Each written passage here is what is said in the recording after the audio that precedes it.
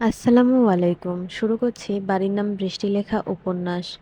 লেখনীতে সাবিকুন নাহার নিপা। পড়ছি আমি মার্জিয়া। পুরো ঘটনায় বৃষ্টি খুব মজা পাচ্ছে, মুখে হাসি লেগেই আছে। একজনের চিঠি আরেকজনের কাছে পৌঁছে দিয়ে জবাবের জন্য অপেক্ষাও করছে।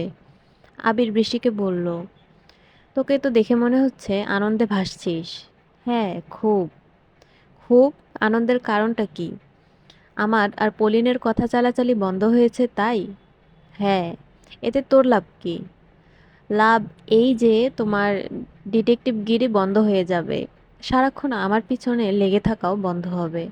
ও আচ্ছা, এই ব্যাপার। তোর কি মনে হয় আমি আর ডিটেকটিভগিরি করতে পারবো না? আমাকে এখনো চিনিসনি। সোজা বাড়িতে চলে যাব। বৃষ্টি হেসে বলল, সে যেতেই পারো, আমরা তো আর আটকাবো না। কিন্তু পলিনকে ঘুষ দিয়ে কথা কেনা তো বন্ধ হলো। এসব আসলে তোর বুদ্ধি। পলিনের এত পেঁয়াজ নেই মনে। কথা না বলতে দেয়ার বুদ্ধি তোর। তোমার যা ভাবার ভেবে নাও। আমার কোনো সমস্যা নেই। এবার আতিফকে ডাকো। আমার ছোট ভাইটার কাছে আবার তোর কি কাজ? পলু আতিফকে চিঠি লিখেছে। আতিফ এখনো জবাব দেয়নি। আবিরের খেয়াল হলো যে বৃষ্টি প্রথমবার যখন এসেছিল তখন আতিফকেও একটা চিঠি দিয়েছিল। আবির আতিফকে নাম ধরে ডাকাডাকি শুরু করলো। বেচারা পলিনের চিঠি পেয়ে একদম মুষড়ে পড়েছে। আতিফ এসে বলল, আবার আমায় ডাকছো কেন? আবির কিছু বলার আগেই বৃষ্টি ভালো মানুষের মতো মুখ বানিয়ে বলল, এই তোকে পলু চিঠি লিখেছে, জবাব লিখেছিস? আতিফ একবার বৃষ্টির দিকে তাকালো, আরেকবার আবিরের দিকে তাকালো। আবির বলল, কি লিখেছে রে? প্রেমপত্র? প্রেমপত্র হলে এত ভেঙে পড়ার কিছু নেই। ছোট মেয়ে লিখতেই পারে। বৃষ্টি অবাক হবার ভান করে বলল, প্রেমপত্র লিখেছে? কি বলিস? আবির বৃষ্টির দিকে কঠিন দৃষ্টিতে তাকিয়ে বলল, ভং ধরবি না। সব চিঠি তুই আগে পড়েছিস, তোর মুখ দেখেই বোঝা যাচ্ছে। কিন্তু আতিফের চিঠি পড়তে পারিনি। পলু যে কি লিখেছে বুঝতেই পারিনি। আতিফ বেচারা বৃষ্টির দিকে অসহায় চোখে তাকালো। আবির বুঝলো একটা কিছু গন্ডগোল আছে। আবির আতিফকে বলল, যা চিঠি নিয়ে আয়। আতিফ বলল, চিঠি নেই, ফেলে দিয়েছি। যেখানে ফেলেছিস সেখান থেকে নিয়ে আয়। আতিফ গেল না। এতক্ষণ দাঁড়িয়ে ছিল, এবার বসে পড়ল। বৃষ্টি শব্দ করে হেসে ফেলল। আবির আতিফকে কিছু না বলে চিঠি খুঁজতে গেল। আবির যেতেই আতিফ বৃষ্টিকে বলল, বুবু তুমি শুধু শুধু আমাকে কেস খাওয়াচ্ছ কেন? তোকে কেস খাওয়াতে ভালোই লাগছে রে। আবির চিঠি খুঁজে পেয়ে আর্তনাদ করে উঠল। ঘর থেকে বেরিয়ে এসে বলল, এটা কি? আতিফ কপালে হাত দিয়ে বসে রইল। বৃষ্টি হাসছে। আবিরের মা রান্নাঘরে ছিল, ছুটে এসে বলল, দেখো দেখো, এটা নাকি তোমার ছেলে। আবিরের মা কাগজ হাতে নিয়ে হাসতে লাগলো। বৃষ্টিও হাসছে। আতিফ চুপচাপ বসে আছে। আবিরের মা বলল, মাথার উপর 4টা পাখি দিছে, 4টা ডিম কেন দিল না? আতিফ উঠে ঘরে চলে গেল। বৃষ্টি তখনও হাসছে। আবির বৃষ্টিকে বলল, তোর বড়লোক বোনকে বল চিঠির জবাব পরে পাঠাবে। আগে নিজের নতুন চেহারা আমার ভাইটাকে হজম করতে দে। বৃষ্টি আবিরদের ঘর থেকে বেরিয়ে যাবে এমন সময় আবির ডেকে বলল, এই শোন, পলিনের সঙ্গে থেকে তোর কিন্তু ভালোই উন্নতি হয়েছে। কি উন্নতি? আজ দেখতে পেলাম যে তোর 32টা দাঁত আছে। আমি এতদিন ভেবেছি তোর দাঁত নাই, তাই হাসিস না। বৃষ্টির জবাব না দিয়ে হাঁটা শুরু করলো। আবির আবারও বলল, এই দাঁড়া, আমার কথা এখনো শেষ হয়নি। তুই কি লক্ষ্য করেছিস যে তোর কাঠখোট্টা ভাব অনেকটা কমে গেছে?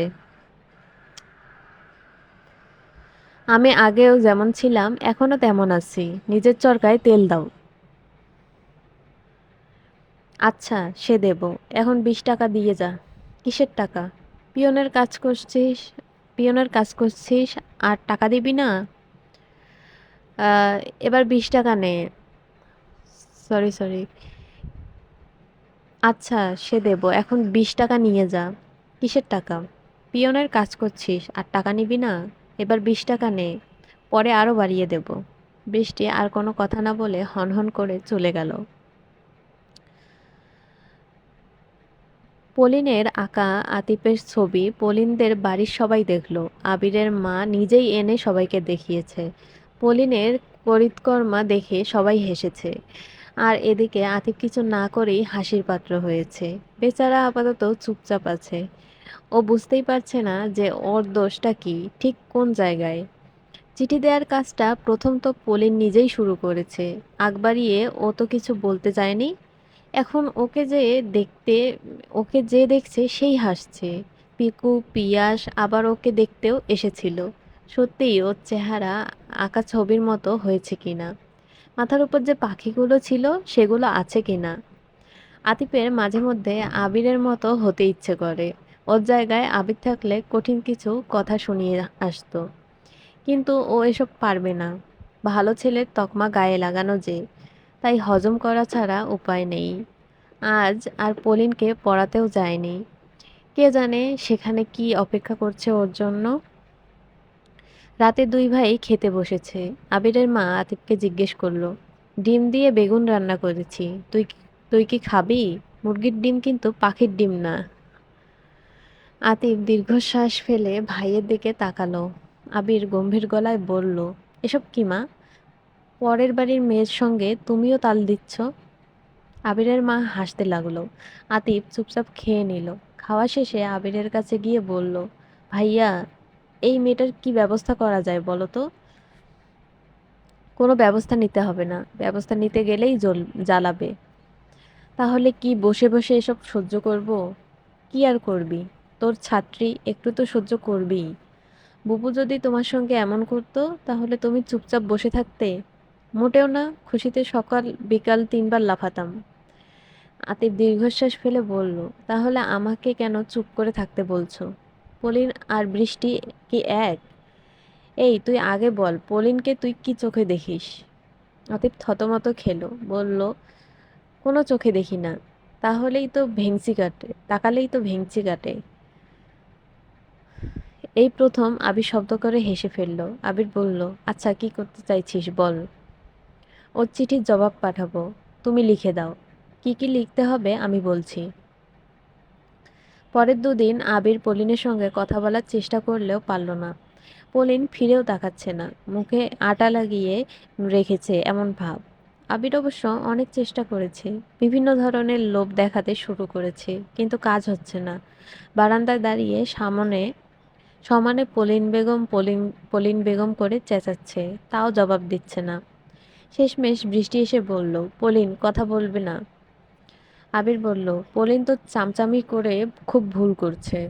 ভাষা ঠিক করো, ও আমার বোন। আচ্ছা, এখন থেকে ব্যাকরণের ভাষায় বলিব কথা আপনার সঙ্গে। বৃষ্টি চলে গেল। আবির আরও কিছুক্ষণ খাবারের লোভ দেখিয়ে হাল ছেড়ে দিল। পলিনের স্কুল শুরু হয়েছে আরও 2 দিন আগে। ও যায়নি, আজ থেকে স্কুলে যেতে শুরু করেছে। স্কুল থেকে ফেরার পর বৃষ্টি বলল, তোর চিঠি আছে। পলিন বুঝতে পারল কে পাঠিয়েছে, জিজ্ঞেস করলো, কি লিখেছে? পড়ে দেখ। পলিন 2টো চিঠি পেল। প্রথমটা আতিফ দিয়েছে। ওর মতোই অভিনব পদ্ধতিতে জবাব জবাব পাঠিয়েছে। কাগজে একটা মেয়ের অবয়ব, মেয়েটা শাড়ি পরা, কোলে একটা বাচ্চা, পাশে আরও 3টা দাঁড়ানো, ছোট থেকে বড় পর্যায়ক্রমে সাজানো। মেয়েটা দেখতে খবিশ টাইপ, নাকটা অনেক বড়, চোয়ালও বড়, মাথার চুলগুলো শাকচুন্নিদের মতো, চুলে সবুজ রং করা, কানের সাইজও বড়। পাশেই ছোট করে লেখা, বাংলা সিনেমার হারিয়ে যাওয়া ভিলেন পলিন বেগম। পলিন চিঠি দেখে বজ্রাহত হলো। আতিফ এটা কিছুতেই পাঠায়নি, এটা নিশ্চয়ই আবিরের কাজ। এবার আবিরের চিঠি খুলল। চিঠিতে লেখা, শ্রদ্ধেয়া পয়সাওয়ালা মহিলা ওরফে অতি প্রিয় পলিন। পত্রের শুরুতে 1 বিঘা জমিতে চাষ হওয়া গোলাপ বাগানের সমস্ত গোলাপের শুভেচ্ছা। তুই যে তোর বোনের পথে হাঁটছিস, ব্যাপারটা সুবিধার না।